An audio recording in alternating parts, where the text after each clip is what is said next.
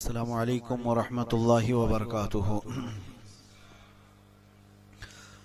الحمد للہ وکفا وسلام علی حبیبہ المصطفیٰ، اما بعد، بحمدہ تعالی وبکرم مصطفیٰ صلی اللہ تعالی علیہ وسلم۔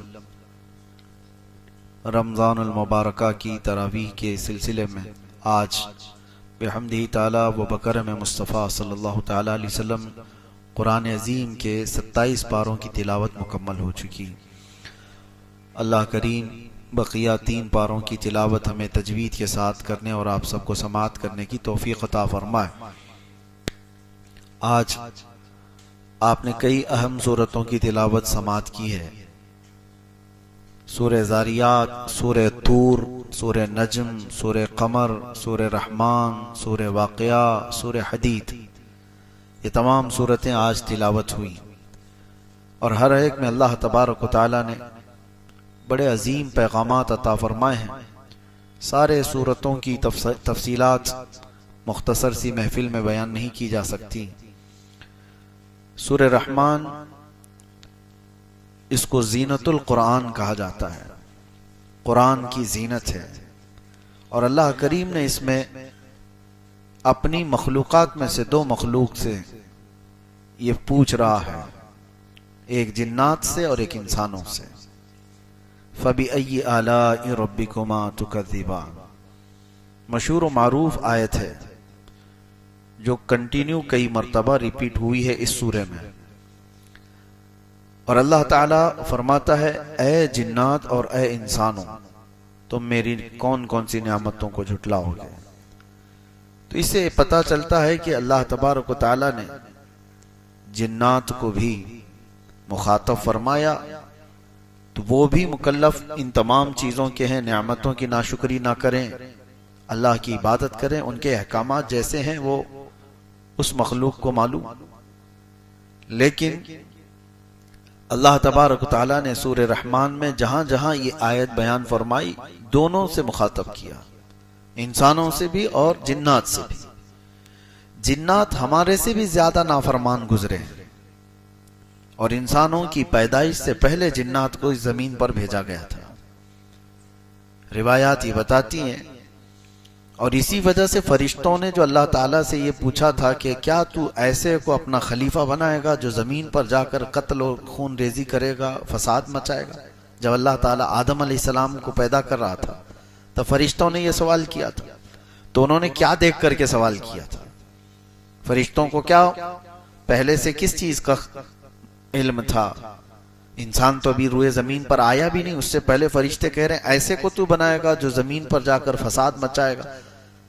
تو روایات یہ بتاتی ہیں کہ فرشتے اس بات پر قیاس کر رہے تھے، اس سے پہلے بھی ایک مخلوق آئی، وہ جنات تھے، اور ان کو روئے زمین پر جب بھیجا گیا تو انہوں نے بڑا قتل اور خون ریزی مچائی، بہت فساد کیا اس روئے زمین پر، اور جنات کی تعداد انسانوں سے بھی 10 گنا زیادہ۔ بعد میں پھر ان کو سب کو اس روئے زمین سے بھگا دیا گیا جزیروں کی طرف، اور روئے زمین کو خالی کر دیا گیا انسان کے لیے۔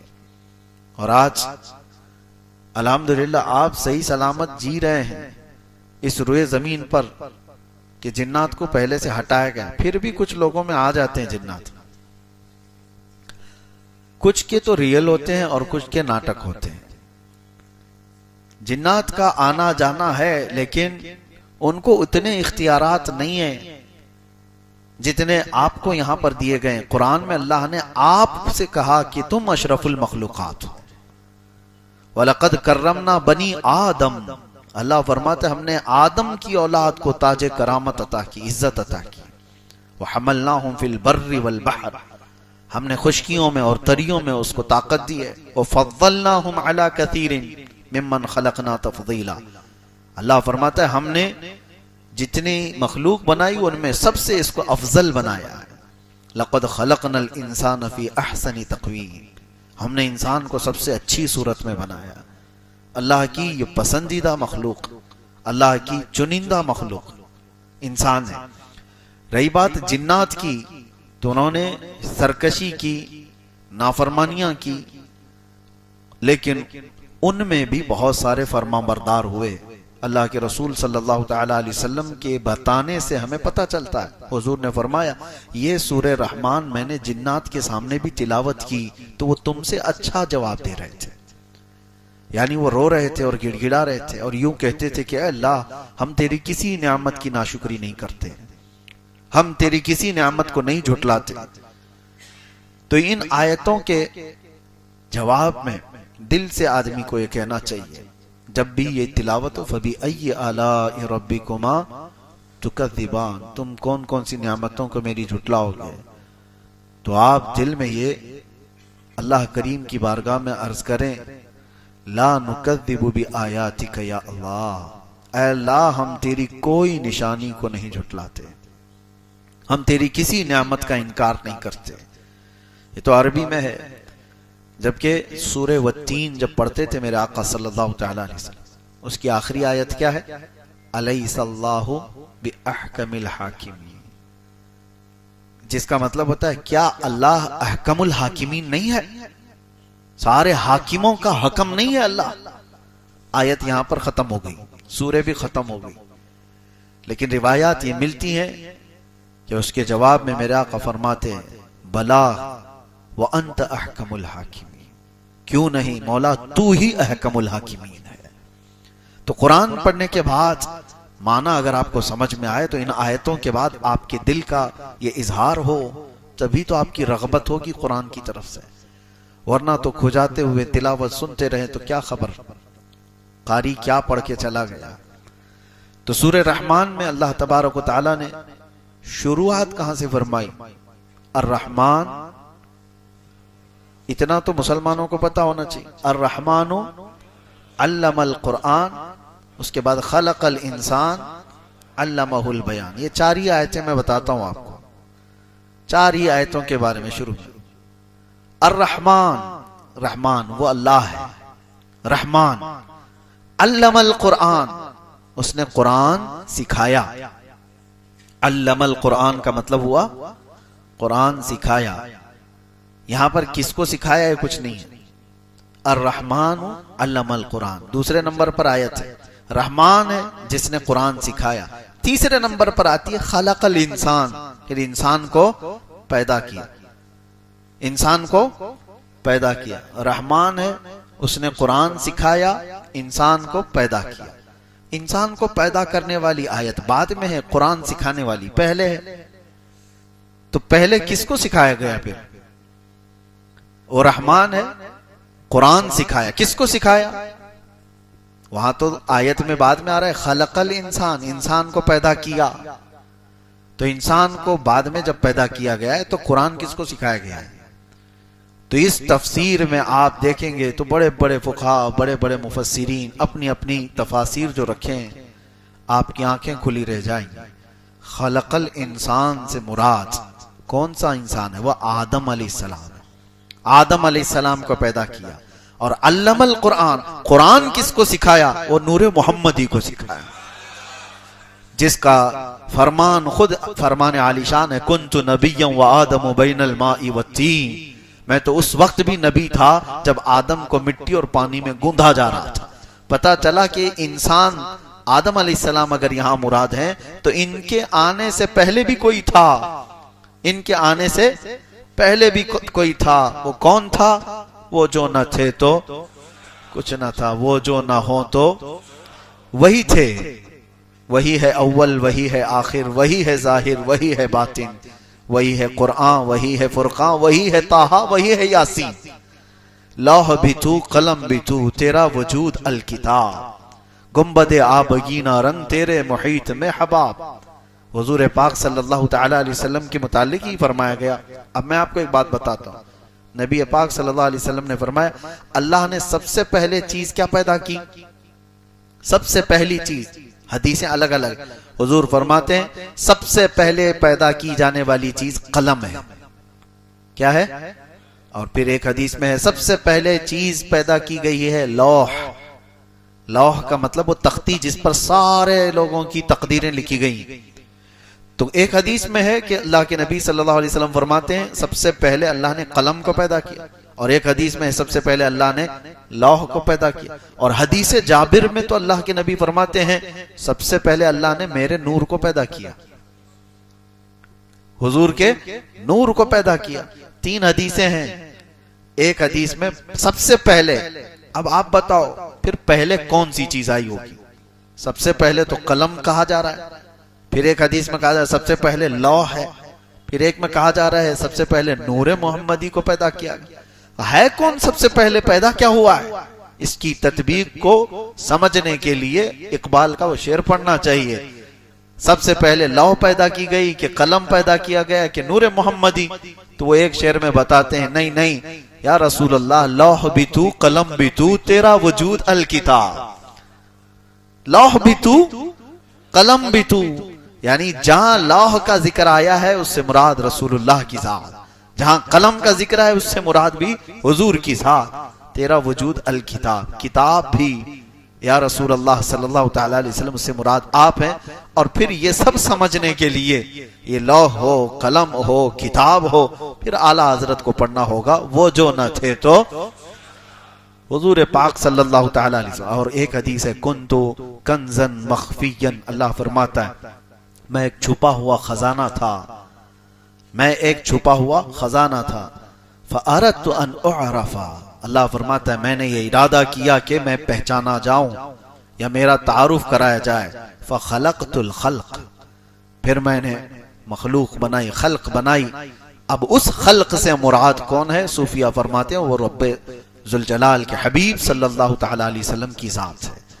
تو اللہ کے نبی صلی اللہ علیہ وسلم کو ایک لقب میں یہ کہا جاتا ہے مظہر خدا، مظہر خدا، جس کا مطلب ہوتا ہے اللہ تعالیٰ نے اپنی پہچان کے لیے جو سب سے بڑی چیز بنائی وہ محمد عربی کی ذات ہے، حضور پاک کی ذات ہے۔ سب سے بڑی چیز اللہ کی پہچان کے لیے اس کائنات میں کوئی آئی ہے چیز تو وہ کیا ہے؟ محمد عربی کی ذات۔ اور رسول کو دیکھ کر کے اگر کوئی اللہ کو نہیں پہچانا تو پھر وہ کچھ بھی نہیں پہچانا۔ ویسے تو اللہ کی ہزاروں نہیں کروڑوں نشانیاں ہیں، آسمان بھی اللہ کی نشانی، زمین بھی اللہ کی نشانی، چاند بھی اللہ کی نشانی، سورج کا مدار پر چلنا یہ بھی اللہ کی نشانی، ستارے یہ ایک دوسرے سے نہیں ٹکراتے یہ اللہ کی نشانی۔ وہ سب رب تعالیٰ نے سورہ رحمان میں بیان فرمایا یخرج منہما اللؤلؤ والمرجان، دیکھو سمندروں میں مرج البحرین یلتقیان بینہما برزخ لا یبغیان، دو سمندروں کو اللہ ایسے چلاتا ہے کہ بیچ میں ایسا برزخ ہے، نہ ادھر کا سمندر اس میں ملتا ہے نہ ادھر کا ادھر، ایسے ایک جگہ نہیں کئی جگہ پر کائنات میں چیزیں موجود ہیں کہ دو سمندر آپس میں ملتے ہیں، دونوں کا رنگ الگ، دونوں کا مزہ بھی الگ، لیکن ان کو روکنے کے لیے بیچ میں کوئی دیوار نہیں، اور پانی ہے کہ برابر نہ اس کا رنگ اس میں آتا ہے نہ اس کا رنگ اس میں آتا ہے۔ اور قرآن میں اللہ فرماتا ہے بینہما برزخ لا یبغیان، ان دونوں کے بیچ میں ایک برزخ ہے جو ان کو ملنے نہیں دیتا۔ وہ کیا ہے برزخ؟ نہ دیوار ہے نہ لکڑی ہے نہ کپڑا ہے، کچھ بھی نہیں ہے، لیکن اللہ فرما رہا ہے کوئی حکم ہے جو انہیں ملنے سے روکا ہوا ہے، کوئی حکم ہے، وہ اللہ کا حکم ہے۔ اور پھر مولا فرماتا ہے ان دونوں سمندروں سے موتی اور مرجان نکلتے ہیں، یخرج منہما اللؤلؤ والمرجان۔ پھر اللہ تعالیٰ فرماتا ہے وَلَهُ الْجَوَارِ الْمُنْشَآتُ فِي الْبَحْرِ كَالْأَعْلَامِ، اور پھر اللہ تعالیٰ فرماتا ہے کل من علیہا فان ویبقى وجہ ربک ذو الجلال والاکرام، یہ ساری کائنات میں جتنی طاقتور چیزیں تم دیکھ رہے ہو سب کے سب فنا ہو جائیں گی، باقی رہنے والی صرف تمہارے رب کی ذات ہے، سب چیزیں فنا ہو جائیں گی۔ یہ پہاڑ اونچے اونچے پہاڑ جس کو ختم کرنے کے لیے سالوں لگ جاتے ہیں، ایک پہاڑ کو کاٹنے لگ جاؤ تو تمہاری زندگی ختم ہو جائے، لیکن یہ طاقتور پہاڑ اڑا دیے جائیں گے روئی کے پھائے کی طرح، یہ سارے سمندر اچھال دیے جائیں گے۔ وَإِذَا الْبِحَارُ سُجِّرَتْ، اللہ نے قرآن میں فرمایا سمندروں میں آگ لگا دی جائے گی، چاند اور سورج ٹکرا دیے جائیں گے۔ اِذَا الشَّمْسُ كُوِّرَتْ وَإِذَا النُّجُومُ انْكَدَرَتْ، ستارے آپس میں ٹکرا دیے جائیں گے، چاند اور سورج کو ٹکرا دیا جائے گا، زمین میں ایک بڑا طوفان ہوگا، سب فنا ہو جائیں گے، لیکن اللہ رب العزت فرماتا وَيَبْقَى وَجْهُ رَبِّكَ ذُو الْجَلَالِ وَالْإِكْرَامِ، عظمت اور جلال والے تمہارے رب کی ذات باقی رہے گی، باقی کچھ نہیں رہے گا۔ اور یہ ساری نشانیاں بتا کر رب تبارک و تعالیٰ فرماتا ہے پھر تم کون کون سی نعمتوں کو جھٹلاؤ گے۔ اور ہم نے سورہ زاریات میں ایک بات یہ بھی پڑھی، ایک آیت یہ بھی پڑھی، اللہ فرماتا ہے وَفِي أَنفُسِكُمْ أَفَلَا تُبْصِرُونَ، تمہاری ذات میں میری نشانی ہے، کیوں دیکھتے نہیں؟ وَفِي السَّمَاءِ رِزْقُكُمْ وَمَا تُوعَدُونَ، اللہ تعالیٰ نے اس میں فرمایا، ایک ہی آیت اگر آپ سمجھو، تمہاری ذات میں میری نشانی ہے، کیا مطلب ہے؟ حضرت محبوب الہی نظام الدین اولیاء رحمۃ اللہ تعالیٰ علیہ فرماتے ہیں کہ انسان کے جسم کے اندر جتنی نسیں ہیں، اللہ کو پہچاننے کے اتنے راستے ہیں، اور نسیں کتنی ہیں؟ کہا گیا کہ کھول کر کے بچھا دیے جائیں تو ہزاروں کلومیٹر کا سفر ہو جائے۔ ہمارے جسم کے اندر کی جو رگیں ہیں، اس کو کھول کر بچھا دیا جائے تو ہزاروں کلومیٹر کا سفر ہو جائے۔ کوئی آج تک گن نہ سکا کہ یہ رگیں کتنی ہیں، نسیں کتنی ہیں۔ اس میں ایک ڈیمیج ہو جائے تو اس کو آدمی پھر ریکور نہیں کر پاتا۔ کچھ وہ ہوں گی جو نسیں بڑی آپ کو نظر آتی ہیں، کچھ وہ ہیں جو مائکروسکوپ سے دیکھی جاتی ہیں، خوردبین سے دیکھی جاتی ہیں۔ دماغ کے اندر ہی جو نسیں ہیں، کئی 100 کلومیٹر تک اس کا مسافت ہو سکتی ہے۔ اور حضرت امام اعظم ابو حنیفہ رحمۃ اللہ تعالی علیہ فرماتے ہیں من عرف نفسہ فقد عرف ربہ، جس نے اپنے آپ کو پہچان لیا وہ اپنے رب کو پہچان لیا۔ کبھی آپ دیکھو کون ہے جو میری پوری زندگی کا نظام سنبھالا ہوا ہے، کون ہے مجھے زمین پر صرف 2 ٹانگوں پر کھڑا رکھتا ہے، گرنے نہیں دیتا۔ امام جعفر صادق رضی اللہ تعالیٰ عنہ سے پوچھا گیا آپ کوئی نشانی بتائیں اللہ تبارک و تعالیٰ، تو فرماتے ہیں کہ پرندوں کو دیکھو، پرندوں کو دیکھو، وہ ایک تار پر پوری رات سو جاتے ہیں، انہیں گرنے کون نہیں دیتا؟ کون ہے جو انہیں گرنے سے بچاتا ہے؟ حقیقت ہے کبھی آپ نے سوچا اس طرح؟ نہ وہ جھولے کھاتے ہیں، نہ ان کو، حالانکہ وہ گہری نیند میں سو جاتے ہیں، پتلی پتلی 2 ٹانگوں سے ایک تار پر بیٹھ کر۔ کیا انسان اس طرح تار پر بیٹھ سکتا ہے؟ ان کا کام تم نہیں کر سکتے، تمہارا کام وہ نہیں کر سکتے۔ امام جعفر صادق فرماتے ان پرندوں کو دیکھو، کون ہے جو انہیں ان پتلی تاروں پر بٹھاتا ہے اور گرنے سے محفوظ رکھتا ہے؟ وہ اللہ ہے۔ ما یمسکہن الا اللہ، قرآن میں خود اللہ فرماتا ہے اولم یروا الی الطیر فوقہم صافات ویقبضن ما یمسکہن الا الرحمن، کیا تم پرندوں کو نہیں دیکھتے جو آسمانوں پر اڑتے ہیں اور ان کو گرنے سے بچائے رکھتا ہے؟ کون ہے؟ الا الرحمن، سوائے رحمان کے کوئی نہیں۔ تو یہ ساری نشانیاں کائنات میں موجود ہیں، اور آج کا زمانہ مجھے حیرت ہو رہی ہے۔ ابھی چند دن قبل کیرلا کے سلسلے میں آپ کو پتا ہوگا کہ ہائیلی ایجوکیٹڈ لوگ ہیں، لٹریسٹی وہاں پر انڈیا کے سارے سٹیٹس کے اعتبار سے 100% ہو چکی ہے، پڑھے لکھے لوگ مانے جاتے ہیں۔ لیکن میرے کئی رشتہ دار ہیں، انہوں نے مجھ سے ہی کہا کہ سب سے حیرت کی بات ہے کہ سب سے زیادہ ایتھیزم کیرلا میں ہو رہا ہے۔ ایتھیسٹ، ملحدین کی تعداد کثرت سے وہاں پھیلتی جا رہی ہے۔ حیرت ہوئی، میں جانتا ہوں کیرلا کو اچھی طرح سے، بچہ بچہ سورہ یاسین حفظ کیا ہوا رہتا ہے، ہر گھر میں تلاوت قرآن کا معمول ہے۔ فجر کی جماعت میں آپ وہاں جا کر دیکھیں، مسجدوں میں تو ایسے لگے کہ جمعہ میں ہیں، ساری نمازوں میں اس طرح سے نمازوں کی پابندی۔ لیکن آج وہ علاقہ ملحدین کی زد میں آ گیا ہے۔ یہ ایتھیزم کہاں سے آ رہا ہے؟ یہ نشانیاں اللہ تبارک و تعالیٰ کی بے حساب دیکھ کر پڑھے لکھے لوگ گمراہ کیسے ہوتے ہیں؟ ایک بات یاد رکھیں، صرف آدمی کا پڑھا لکھا ہونا کافی نہیں، علم الگ چیز ہے، نور علم الگ چیز ہے۔ علم تو شیطان کے پاس بھی تھا اور وہ گمراہ ہوا، نور علم جس کے پاس ہوتا ہے وہ ولایت پا جاتا ہے۔ بہت سارے لوگ آج پڑھ تو لیے، بڑے بڑے علم کے بھنڈار ان کے پاس ہیں، لیکن نور علم ان کے پاس نہیں۔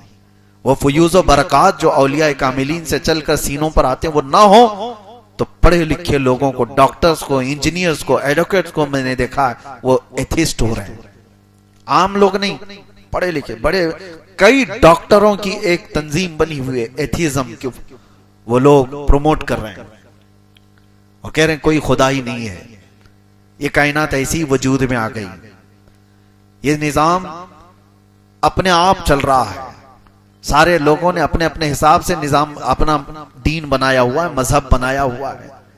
میرے عزیزو یہاں ہلکی سی بھی چیز اپنے آپ نہیں ہوتی، اتنی پوری کائنات اپنے آپ کیسے ہوگی، کیسے ہو سکتی ہے؟ لیکن جب ایمان ختم ہو جاتا ہے تو آدمی ہمیشہ نیگیٹو سوچنے لگ جاتا ہے. اس کے اندر سے جب نور ایمان ختم کر دیا جاتا ہے تو اس کو یہ نشانیاں نظر نہیں آتی. اسی لیے قرآن میں اللہ فرماتا ہے اِنَّكَ لَا تُسْمِعُ الْمَوْتَى وَلَا تُسْمِعُ الصُّمَّ الدُّعَاءَ، اے محبوب آپ ان کو نہیں سنا سکتے اس لیے کہ وہ گونگے بہرے ہیں اور مردہ ہیں. کس کے بارے میں اللہ فرما رہا ہے؟ جو مکہ کے کفار و مشرکین، حضور سے بڑھ کر کے کوئی نشانی ان کے پاس تھی؟ رسول پاک صلی اللہ تعالی علیہ وسلم کو جس نے دیکھا، ارے آسمان کیا نشانی ہے، چاند کیا نشانی ہے، سورج کیا نشانی ہے، جس نے چہرے رسول کو دیکھا اس سے بڑی نشانی کیا ہے؟ وہ رسول جو انگلیاں برتن میں رکھ دیں تو پانی کے فوارے جاری ہو جائے، وہ رسول جو اشارہ کریں تو چاند پلٹ آئے، وہ رسول جو سورج کو اشارہ کریں وہ سورج پلٹ آئے اور چاند پھٹ جائے، اور ان کے ہاتھ میں مٹھیوں میں کنکریاں پڑنے لگ جائیں اور شجر و حجر انہیں سلام کرے. یہ ساری نشانیاں مکہ والے دیکھ رہے تھے کہ نہیں دیکھ رہے تھے؟ سب پتا تھا. اور جو میرے آقا فرماتے تھے وہی ہو کر بھی رہتا تھا، جو بعد میں آنے والی خبریں حضور دیتے تھے وہ ہوتا تھا. یہ ساری نشانیاں دیکھنے کے باوجود وہ ملحد رہے. انہوں نے کہا کوئی خدا نہیں ہے، ہم اس خدا کو نہیں مانتے جو محمد کا ہے. معاذ اللہ رب العالمین. میرے عزیزو جب نور ایمان ختم ہو جاتا ہے تو بڑی بڑی نشانیاں بھی اسے نہیں نظر آتی.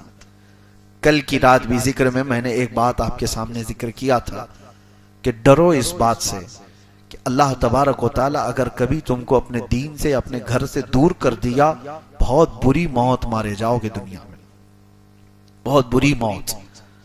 اور وہ سب سے بدنصیب شخص ہے، وہ محروم ہے جس کو اللہ تبارک و تعالی دھیرے دھیرے اپنے دین سے دور کرتا ہے. یہ میں نے بہت سارے اپنے تجربے کی باتیں آپ کے سامنے رکھی کل بھی. مجھے ڈر ہے اس بات کا کہ اللہ تبارک و تعالی جب کسی سے ناراض ہوتا ہے تو اس کے اندر سے ایمان کی دولت کو اور دین کی یہ صلاحیت کو ختم کر دیتا ہے. مجھے میرے والد گرامی فرمایا کرتے، بس اب میں ختم کر رہا ہوں، مسجد کے صدر تھے، متولی ہمارے ہاں کہا جاتا ہے، اور بڑے پرہیزگار اور ایک بڑے بزرگ کی خدمت گزار بھی تھے. اور کئی سالوں تک میں جانتا ہوں، میں نے ان کو بڑھاپے میں دیکھا ہو، یا ہمارے والد فرماتے تھے کہ اچانک ایسا ہوا کہ مسجدوں کے معاملات سب جگہ ہوتے ہیں، ہر جگہ ہوتے ہیں، تو نئی جماعت آ گئی، پرانے متولی صاحب کو ہٹا دیا گیا. اب ان کی عمر کافی بھی ہو گئی تھی، داڑھی تھی، اور اس کے بعد یہ آپسی چپکلش تھی یا جو بھی ہے، محلے میں ہوتے رہتے ہیں، ہر جگہ ہوتے رہتے ہیں. اور اس کے بعد جب ان کو ہٹا دیا گیا، میری یہ بات کو آپ اپنے اوپر نہ لیں، سارے لوگ جو ہے ہماری باتوں کو گھماتے ہیں برابر جگہ پر جہاں ان کو چاہیے. میں ریئل بات کہہ رہا ہوں. جب وہ ہٹ گئے، ہوا یہ کہ اس بیچارے نے، دیکھیں یہ اللہ تبارک و تعالی جب جس سے جیسا چاہے خدمت لے. اس نے کہا کہ میں اس مسجد کو ہی نہیں مانتا، یہ فتنے کی گڑھ ہے. معاذ اللہ. چھوڑ دیا اس نے. جو صدر رہا، متولی رہا مسجد کا، بڑی داڑھی تھی، اور کئی دنوں تک مسجد کو آنا چھوڑ دیا. پھر تھوڑے دن ہوئے، دھیرے دھیرے دھیرے نماز بھی چھوڑ دیا، ختم ہو گئی. میرے والد گرامی اللہ ان کی تربت پر رحم فرمائے، اکثر وہ بات بتا کر کے، نام لے کر کے بتاتے تھے. کہا کہ کچھ سال گزرے کہ اس بندے کو، ہمارے یہاں اوسی کھیلنا کہتے ہیں، وہ کیا کہتے ہیں جو نمبر لگاتے ہیں، مٹکا. یہاں ہوتا ہے مٹکا کھیلتے، لاٹری والے جو نمبر لگاتے ہیں. کچھ لوگوں کو اس کا نشہ ہے، نمبر لگاتے ہیں لاٹری کے، اور اس کے بعد اس میں پیسے لگاتے ہیں. کیا کہتے ہیں اس کو؟ سٹا. سٹا ہو کہ مٹکا ہو، الگ الگ جو بھی ہے، اس کی عادت اس کو لگی.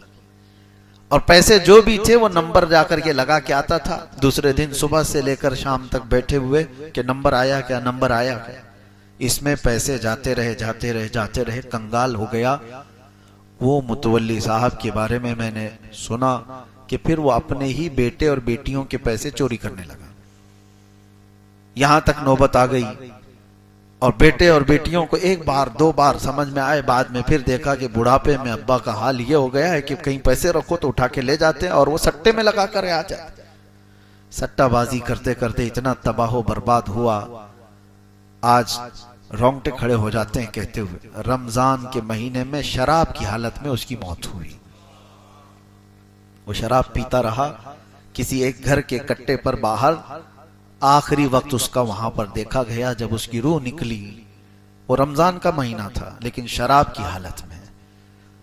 ڈر آتا ہے اس بات کو لے کر کے اللہ تبارک و تعالی جب کسی کو دور کر دے تو میرے عزیزو اس کی بہت بری موت ہو جاتی ہے۔